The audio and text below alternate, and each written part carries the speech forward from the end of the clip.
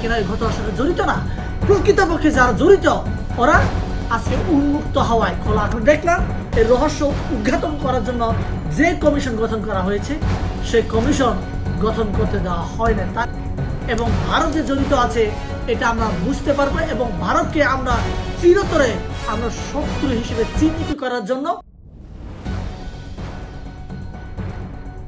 না, ভিতর অনেক গোলাগুলি হইতেছে এবং তো এখানে মানে একটা বাচ্চা গায়েও লাগছে।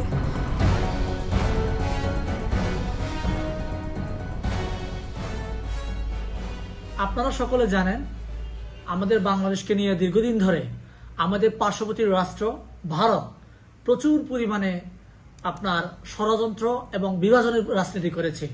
তারই একটা অংশ হিসেবে আমাদের বাংলাদেশের জামাতকে জঙ্গি বানানো হয়েছে, ছাত্র শিবিরকে জঙ্গি বানানো হয়েছে।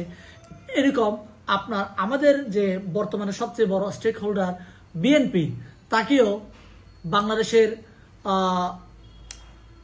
মুক্তিযুদ্ধ বিরোধী শক্তি বলে তাদেরকে আখ্যায়িত করা হয়েছে। এই সব কিছু অন্তরালের ছিল আমাদের পার্শ্ববর্তী রাষ্ট্র ভারত। সেই ভারত আমাদের বাংলাদেশের চৌকস সেনা অফিসারদেরকে হত্যা করার জন্য এবং যারা ভারতপন্থী ছিল তাদেরকে টিকিয়ে রাখতে, এবং ভারতীয় বিরোধী যে সমস্ত সেনা অফিসার ছিলেন তাদেরকে এই পৃথিবী থেকে সরিয়ে ফেলার জন্য বিডিআর হত্যাকাণ্ডের মতো ন্যাক্কারজনক ঘটনা ভারত ঘটিয়েছে শেখ হাসিনার মাধ্যমে। এটা আমরা স্পষ্টভাবে বুঝতে পারছিলাম, কিন্তু বুঝতে পারা সত্ত্বেও চাইলেও আমরা এই বিচার কার্য আমরা সম্পাদন করতে পারছিলাম না।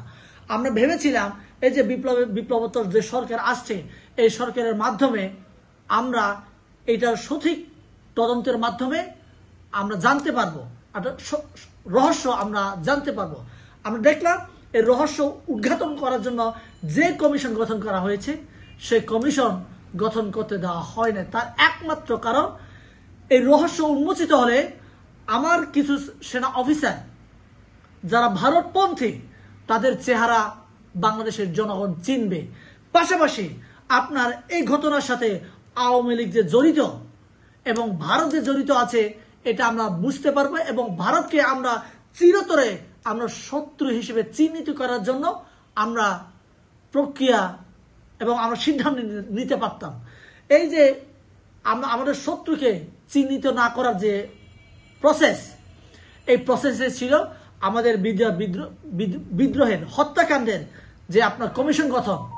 আমার অনেক বিডিআর জওয়ানরা যারা কিনা এই ঘটনার সাথে প্রকৃতপক্ষে জড়িতই ছিল না, এরা ছুটিতে ছিল, মানে রিসেন্টলি বিয়ে করেছে, এইরকম অনেক আপনার বিডিআর জওয়ান আছে যারা কিনা এই ঘটনার সাথে জড়িত না, প্রকৃতপক্ষে যারা জড়িত ওরা আজকে উন্মুক্ত হওয়ায় খোলা আকাশে ওরা ঘোরাফেরা করছে।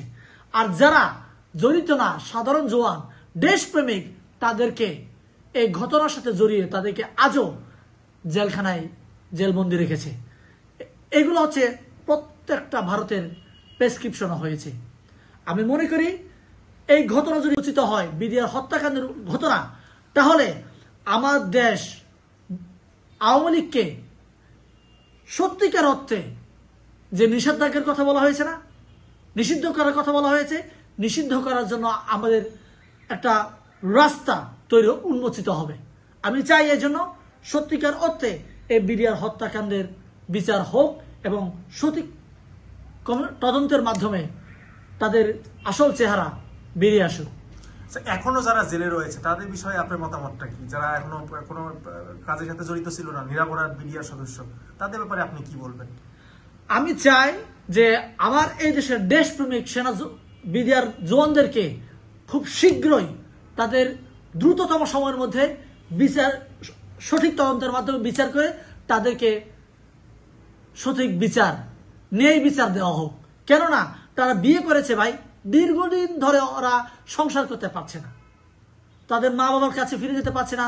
যারা কিনা আপনার ছোট বাচ্চা অনেক বড় হয়ে গেছে, আর কি শিখবে?